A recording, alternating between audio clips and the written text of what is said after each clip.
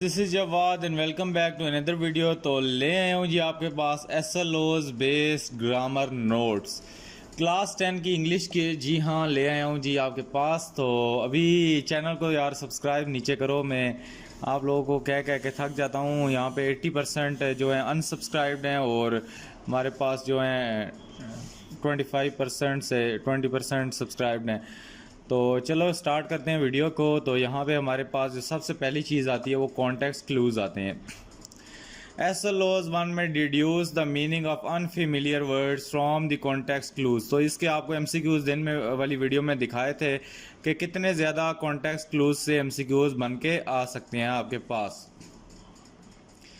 तो उसके बाद अगर हम देखें तो कॉन्टेक्स्ट क्लूज है, ये इसकी डेफिनेशन है। Context clues are the hint found in the sentences paragraphs.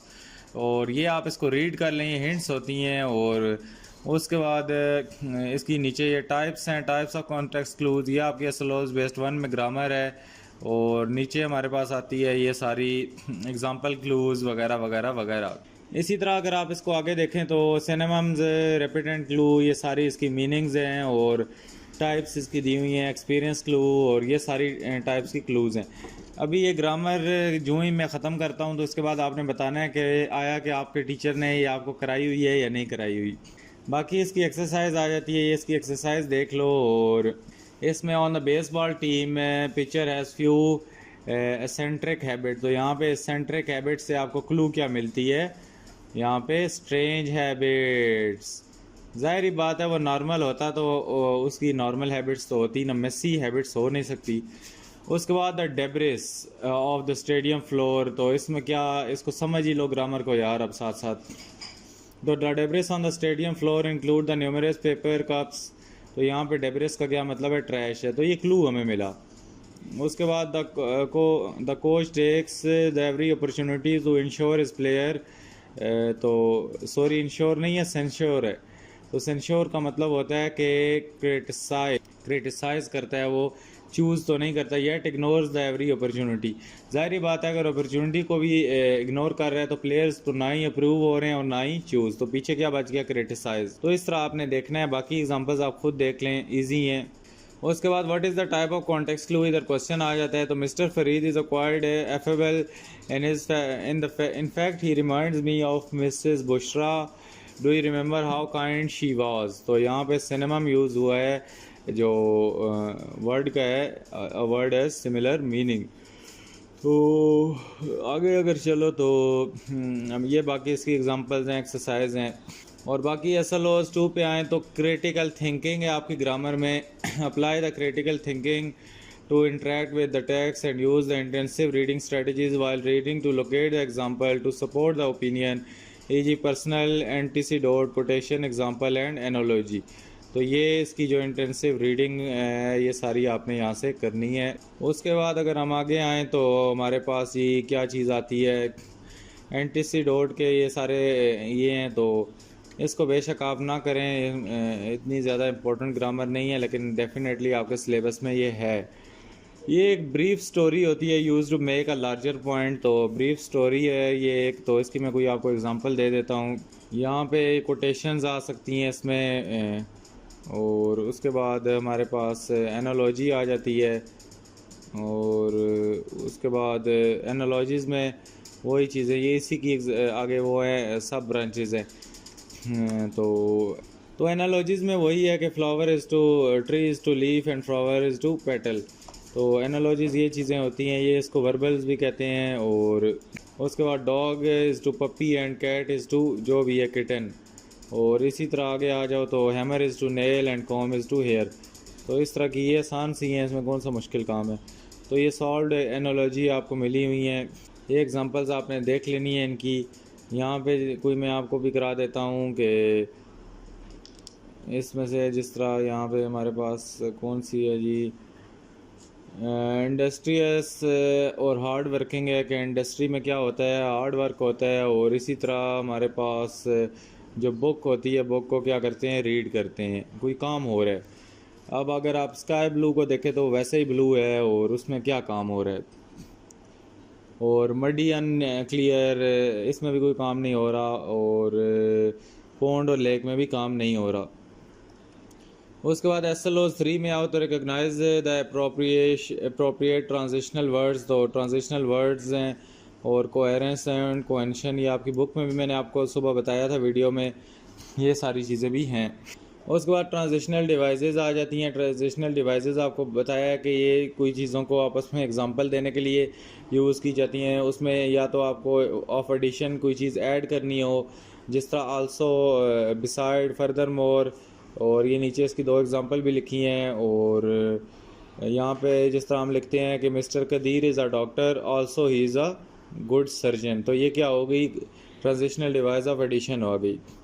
उसके बाद कंट्रास्ट है, इसका मतलब है किसी पे रोशनी डालना। हाउएवर, स्टिल, नेवरलेस, कन्वर्सली, और ये वर्ड उसमें यूज़ होते हैं। उसके बाद इसमें कंपैरिजन होता है, दो चीज़ों का को आपस में कंपेयर कर सकते हैं। ऑफ रिजल्ट्स है, उसके बाद ऑफ टाइम है, और टाइप्स ऑफ फिर कंजक्शन नीचे आ गए जी। टाइप्स ऑफ कंजक्शन आपने लाजमी करने हैं। कोऑर्डिनेटिंग कंजक्शन है, उसके बाद कोरिलेटिव कंजक्शन, और उसके बाद सब ऑर्डिनेटिंग कंजक्शन। इसी तरह यूज़ ऑफ ट्रांजिशनल एक्सप्रेशंस आ गई। तो ये ट्रांजिशनल एक्सप्रेशन यहाँ पे ब्रीफ करके लिखी हैं, ये वही हैं। तो एडिशन के लिए होती हैं, कंट्रास्ट के लिए ये वर्ड यूज़ होते हैं, टू कंपेयर के लिए ये वर्ड, टू गिव एग्जांपल के लिए ये वाले वर्ड्स, टू शो रिलेशनशिप के लिए ये words, to show relationship in time, उसके बाद to show logical sequence, to express an opinion, to summarize and conclude. इसी तरह एक ट्रांजिशनल डिवाइस का एक और इन्होंने एग्जांपल दी कि आपको जौन सा आसान लगे आप उससे इसको देख के समझ सकते हो। तो यहाँ पे भी देखें, टू ऐड है, टू कंपेयर है, टू प्रूव है, टू शो एक्सेप्शन है, शो टाइम है, टू एम्फेसाइज है, और वगैरह वगैरह। ये नीचे इसकी एक्सरसाइज भी दी हुई है, आप इससे ट्रांजिशनल डिवाइस को ढूंढ सकते हैं। आगे SLO4 में आए तो deduce the meaning of unfamiliar word using the context clues.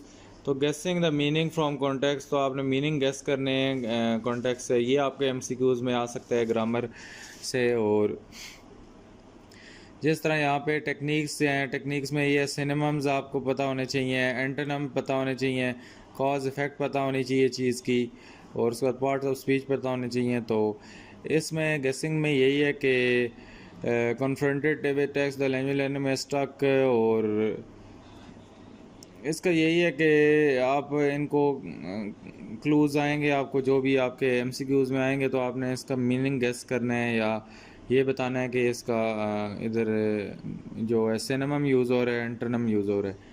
बाकी इसकी एक्सरसाइज ये देख लो, ये इसकी एक्सरसाइज है, और ये इसके आंसर्स भी नीचे दिए हुए हैं। और यहाँ पे थोड़ी सी समझा भी देता हूँ आपको एग्जांपल दे के, तो आप कहोगे फिर समझा भी नहीं रहे। और एक it was the most equitable plan, तो यहाँ पे ज़ाहिर बात है प्लान फेवरेट भी नहीं हो सकता और प्रिविलेज भी नहीं हो सकता। तो क्या है ये इसका मतलब है रीज़नेबल। तो ये हमारे पास जो ऊपर क्या चीज़ थी, ये अनफेमिलियर वर्ड कॉन्टेक्स्ट से मीनिंग को हमने गेस करना है। उस तरह यहाँ पे जिस तरह नो वॉइस है, तो यहाँ पे यहाँ पे हमने इधर नीचे थे, तो जिस तरह यहाँ पे एंसेस्टर है, तो एंसेस्टर का मतलब फोर फादर होता है। तो ये है, इसमें कोई बड़ी चीज़ नहीं है। बेशक आप ऊपर डेफिनेशन नहीं समझते तो नीचे से एग्जांपल देखें। अभी इतना टाइम नहीं है सारा कुछ समझाने का, अभी बाकी MCQs भी बनाने हैं। और SLOs 5 में आए तो read and analyze the our writer use. तो ये फिगरेटिव लैंग्वेज आपको आनी चाहिए ग्रामर में। इसमें जी हमारे पास आ जाती है मेटाफोर। मेटाफोर में ये सारी इसकी डेफिनेशन है और एग्जांपल्स लिखी हुई हैं। इसमें यही करना होता है कि किसी चीज़ को वो क्वालिटीज़ दे दें जो उसमें हो ना। जिस तरह the strawberry was a fresh summer day, the rain come in the full cold buckets. तो इस तरह होता तो नहीं है। टाइम इज़ मनी, और ये ऐसी होती तो नहीं है ना, टाइम पैसा तो नहीं होता। तो उसके बाद यहाँ पे सिमिली है, सिमिली आपके सिलेबस में है। और उसके बाद आगे चलो तो एलिट्रेशन है, एलिट्रेशन को भी देख लो। उसके बाद हाइपरबोल है, ये सारा आपकी बुक में भी दिया हुआ है, आप बेशक यहाँ से देखें, बुक से देखें, आपकी अपनी मर्ज़ी है।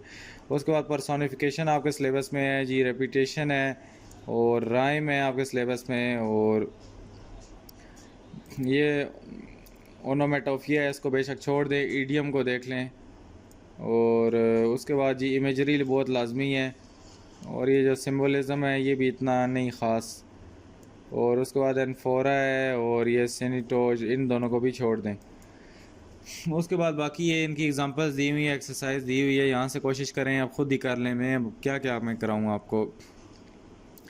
बाकी यहाँ पे आगे आएँ तो यहाँ पे you are my sunshine is an example of metaphor, और ये सारा कुछ जो भी है एक देख लें। उसके बाद SLO 6 में अगर आ जाएँ तो यहाँ पे sentence apply the critical thinking to the interact. उसके बाद SLO 6 में अगर आ जाएँ तो अप्लाई द क्रिटिकल थिंकिंग है। इसमें आपने क्या करना है जी, सेंटेंस कंप्लीशन है आपकी ग्रामर में, और बाकी ये कॉज एंड इफ़ेक्ट है, कंट्रास्ट है इसमें, और इसी तरह ये सारी चीज़ें हैं। अभी इन पर बहुत टाइम लग जाएगा अगर ये समझाने में एक एक बैठ जाऊंगा। तो एक्सरसाइज है, इसको देखो और थोड़ा बहुत समझने की खुद ही कोशिश कर लो। और ये इतनी ज़्यादा ग्रामर थी SLOs बेस्ड, तो ये आपके जो इंग्लिश के टीचर्स थे जिन्होंने नहीं कराई अभी, उन पे आपको बहुत गुस्सा आ रहा होगा। और यहाँ पे SLO 7 है। SLO 7 में आपने apply critical thinking to interact the text and use the intensive reading strategy to use context to infer missing words. तो ये मिसिंग वर्ड्स हैं, तो यहाँ पे जो भी मिसिंग वर्ड आएंगे आपने उनको देना है। ये उनकी एक्सरसाइज है, इनको देखो, थोड़ा बहुत समझो। और उसके बाद identify the differentiate between simple, compound and complex sentences. तो सिंपल सेंटेंसेस है जी आपकी ग्रामर में। उसके बाद यूज़ ऑफ सिंपल सेंटेंसेस हैं, ये इनकी नीचे एग्जांपल सब कुछ दिया हुआ है। और उसके बाद SLOs 9 में आ जाओ तो कलेक्टिव नाउन आता है जी आपके पास, और अनकाउंटेबल नाउन, एब्स्ट्रैक्ट नाउन वगैरह वगैरह। यूज़ ऑफ कलेक्टिव नाउन आ जाएगा, ये इसकी एक्सरसाइज है, ये यूज़ हुआ हुआ है, इसको देख लो बेशक। आगे ये भी एक्सरसाइज है ढेर सारी। उसके बाद हमारे पास काउंटेबल नाउन आ जाता है ग्रामर में, और ये सारा रूल्स हैं, इसके रूल्स आपने पढ़ने हैं तो पढ़ लो। उसके बाद जी हमारे पास आ जाता है अनकाउंटेबल नाउन। अनकाउंटेबल नाउन को भी लाजमी देख लो। और उसके बाद use of countable noun and uncountable noun देख लो, यहाँ पे इसकी एक्सरसाइज भी नीचे दी हुई है। उसके बाद मटेरियल नाउन के आपको समझना है ये क्या होता है। उसके बाद एब्स्ट्रैक्ट नाउन है, एब्स्ट्रैक्ट नाउन भी आपने लाजमी देख लेना है ये क्या होता है। इसकी नीचे एक्सरसाइज दी हुई है एब्स्ट्रैक्ट नाउन की, और यहाँ पे आप इसको देख के थोड़ा बहुत समझ लो। उसके बाद ये इसके जो क्या कहते हैं, चूज़ द करेक्ट ऑप्शन है, और नीचे इसकी एक्सरसाइज है इतनी ज़्यादा। उसके बाद SLOs 10 है, recognize the rules of for using present using indefinite pronouns. तो ये इंडेफिनेट प्रोनाउन है हमारे पास, और ये आपने करना है। उसके बाद rules of using indefinite pronoun, तो ये रूल्स भी इसके लाजमी आपने सारे देख लेने हैं। ये इसके रूल्स हैं, और ये सिंगुलर प्लूरल वगैरह में यूज़ हुआ हुआ है। और ये इसकी एक्सरसाइज आ गई जी, इसके नीचे आंसर की भी है। बाकी आगे चलो तो हमारे पास SLOs 11 में आपने क्या करना है, एडवर्ब करनी है, उसकी काइंड्स वगैरह करनी है। ये एडवर्ब को देख लो, और टाइप्स ऑफ एडवर्ब्स देख लो। टाइप्स ऑफ एडवर्ब्स में adverb of manner, adverb of degree वगैरह वगैरह वगैरह। इसी तरह नीचे आ जाओ तो एडवर्ब ऑफ फ्रीक्वेंसी है हमारे पास, ये देख लो। एडवर्ब ऑफ प्लेस है, इसको भी देख लो। और उसके बाद जी हमारे पास एडवर्ब ऑफ टाइम है, इसको भी लाजमी देख लो। उसके बाद SLOs 12 में use of adjective phrase and clause है, तो इसको भी देख लो। यहाँ पे एडजेक्टिव फ्रेज और क्लॉज जो भी है यहाँ पे ये डिटेल में मैं आपको करवाता, लेकिन अब क्या करें जी, SLOs बेस्ट इतना टाइम भी कम है और एक छुट्टी थी पेपर में, तो ये कैसे हो सकता है। बाकी मैंने कोशिश की है जितना कुछ कर सकूं अपने तरफ से की है। डेफिनेटली मेरी भी इतनी मसरूफियात हैं, इतने काम करने होते हैं जो इस वजह से रह जाते हैं। तो यहाँ पे स्पेलिंग आपने देखने हैं कि करेक्ट स्पेलिंग किस तरह निकालते हैं, इसकी जो स्ट्रेटजीज़ हैं, फोनेटिक्स हैं, ये सारा कुछ आपने देख लेना है। बाकी एक एक MCQs के लिए ये सारी ग्रामर करनी तो पड़ेगी आपको। जो नहीं करना चाहते अब ना करो। 14-15 नंबर ये जितने भी नंबर हैं वो ज़ाहिरी बात है करनी तो फिर भी है हमने ये सारी। तो उसके बाद डिनोटेशन कोनोटेशन ये आपकी बुक में से ही सारा कुछ आया हुआ है। अब ये कोई बचा ना कि ये बुक में नहीं थी तो हमारे टीचर ने नहीं कराई। तो यूज़ ऑफ सिनोनिम्स हैं, तो ये भी हैं। उसके बाद एक्सरसाइज में आ जाओ, ये इसकी एक्सरसाइज है, इससे गुजारा करो खुद देख के करने का। उसके बाद SLOs 5 में इंटेंसिव रीडिंग है। इंटेंसिव रीडिंग में क्या करना है जी, आपने मिसिंग वर्ड्स ही लिखने हैं, टिप्स हैं इसकी नीचे। और this is all about our grammar. और उम्मीद है आज की वीडियो अच्छी लगी होगी। वीडियो बहुत लंबी हो गई है, समझाना अभी तो समझाया भी नहीं है, तो 15-16 मिनट की वीडियो हो गई है। अपना ख्याल रखिएगा। अगर किसी और टॉपिक पे वीडियो चाहते हैं तो नीचे ज़रूर कमेंट करें। जो लोग लास्ट तक वीडियो देख रहे हैं वो इंटेंसिव रीडिंग नीचे लिख के कमेंट करें। मिलता हूँ अलग वीडियो में। अल्लाह हाफ़िज़, टेक केयर।